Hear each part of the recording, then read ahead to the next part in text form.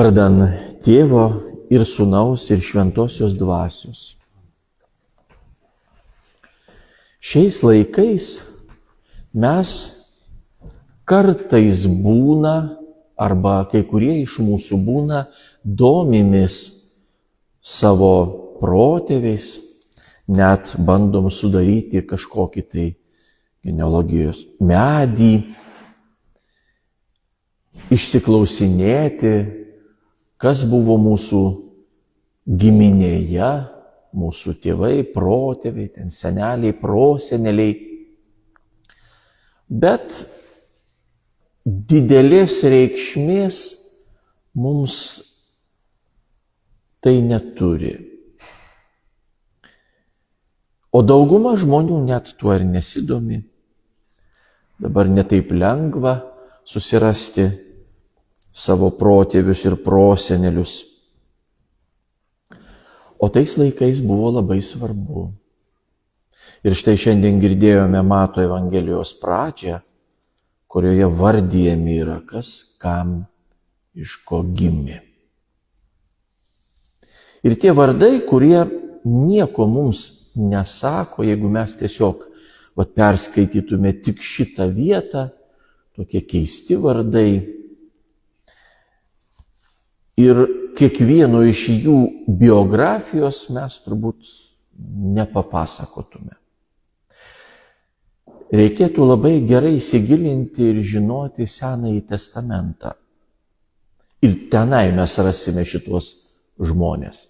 Daugiau ar mažiau parašyta apie kiekvieną, bet rasim. Ir štai tie pagrindiniai Jėzaus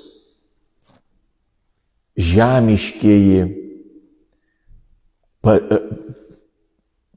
protėviai, proseneliai, parodyti, išvardyti čia, yra, anot evangelisto Mato, labai svarbus, kadangi iš to mes matom, jog Jėzus atėjo kaip istorinė asmenybė, kaip tikras žmogus. Nepasakyta, kad štai kažkada tai, kaip pasakos prasideda už 9 jūrų marių, kažkur tai buvo kažkokia šalis, niekas dabar to neatsimena, niekas ten nežino, kada tikrai buvo, o dar būna prideda ir ar tikrai tai buvo, bet pasakoja. O čia būtent išvardyta tam, kad žinotume, kad tais laikais iš tiesų buvo taip.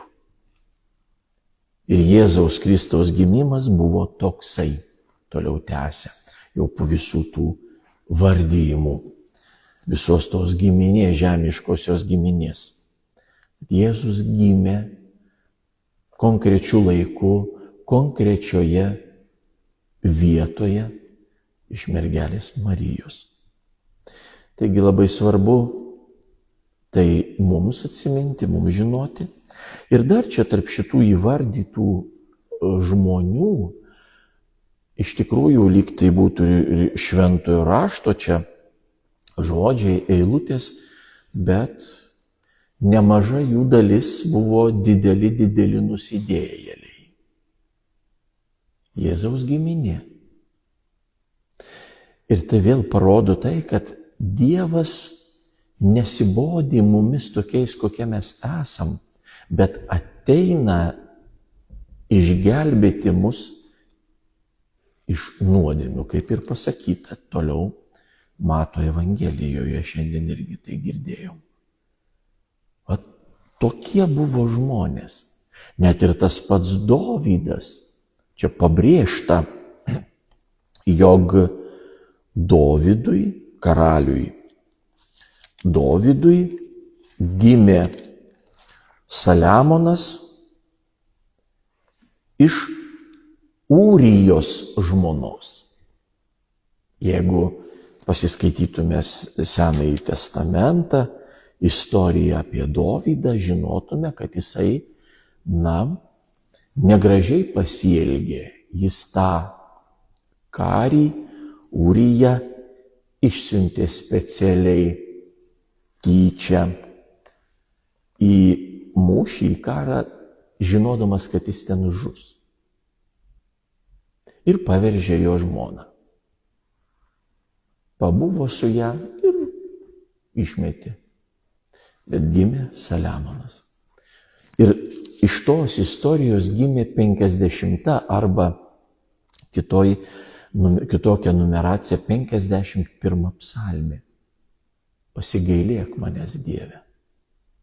Jisai gailėjosi, labai suprato paskui savo nuodėmę. Ir tikrai gailėjosi, tokios atgailos duok Dieve kiekvienam iš mūsų, kaip Dovydas gailėjosi, bet nuodėmė yra nuodėmė, ji buvo. Ir kitų įvairių žmonių čia yra, kurie taip pat nusidėjo prieš Dievą, prieš žmonės, bet tokie mes esame ir pas tokius mus ateina Dievas. Ateina tas, kuris įvardyjamas yra čia kaip Emanuelis. Taip angelas sako. Štai mergelė nešios įsčios ir pagimdys sūnų ir jis vadinsis Emanuelis. O tai reiškia Dievas su mumis. Ir tikrai Jėzus gimė, mes jį matom, regim, galėjom paliesti kaip žmogų, bet jis Dievas. Tai irgi labai svarbu yra. Dar yra toks graikiškas žodis, kurį lietuviškai verstume, skamba gal mums keistokai, bet Jėzus Kristus buvo dievažmogis. Jis ir Dievas, ir žmogus vienu metu drauge. Labai svarbu taip pat atkreipti dėmesį į šitos istorijos apie Jėzaus gimimą, tai kad Juozapas, kuriam buvo sužadėta Marija, sužinojęs, kad jinai laukėsi, kaip žmogus, žinot, ir tai būtų didelė gėda. Ir jisai kaip, taigi jis su ja negyveno, jinai laukėsi. Ir vat su tokia, aš dabar turiu čia būti, aš turiu gyventi po vienu stogu. Ne, kitas imtų ir dar tyčia viešai paskelbtų, štai jinai kokia, galbūt net akmenim užmėtytų ją, užmuštų už tai. Bet jis teisus buvo. Ir jisai taip pat norėjo kiek įmanoma pagelbėti, padėti, suprasti galų gale ir kitą, kaip jam atrodė, nusidėjėlį. Mariją šiuo atveju. Ir ją tiesiog norėjo tyliai paleisti. Eik savo, taip, aš negaliu su tavim būti, eik, bet kad nematytų, negirdėtų, nesužinotų žmonės. Bet angelas jam pasakė kitaip.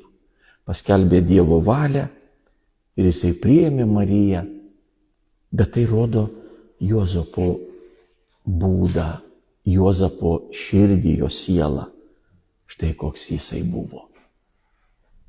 Nenorėjo kitam gėdos daryti, triukšmo kažkokio tai paniekos, pažeminimo, o norėjo išgelbėti situaciją. Taigi, tai irgi labai labai svarbu yra. Ir štai mes dabar jau sakom, Dievas su mumis. Atrodytų, dar kalėdų nešvenčiam.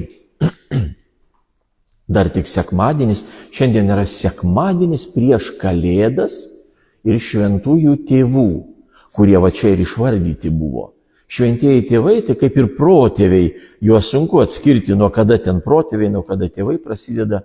Bet tiesiog pabrėžiama, yra bažnyčios pabrėžiama, atkreipti dėmesį į tai, į tuos žmonės. Taigi dar tik sekmadienis prieš kalėdas, o mes jau girdime Jėzaus gimimo istoriją. Tam, kad jau galėtume, besiruošiant paskutiniam dienom, tai šventei, tai iškilmiai, jau apmastyti, jau prisiminti tą istoriją, tą įvykį ir kad atėjus iškilmės dienai mes jau savo galėtume pasakyti taip ir pas mane atėjo mano viešpats. Ir jeigu pasakyta, kad Emanuelis reiškia Dievas su mumis, tai ir aš turiu būti su juo. Nes kas iš to, kad jis su mumis, o aš nusisukęs esu.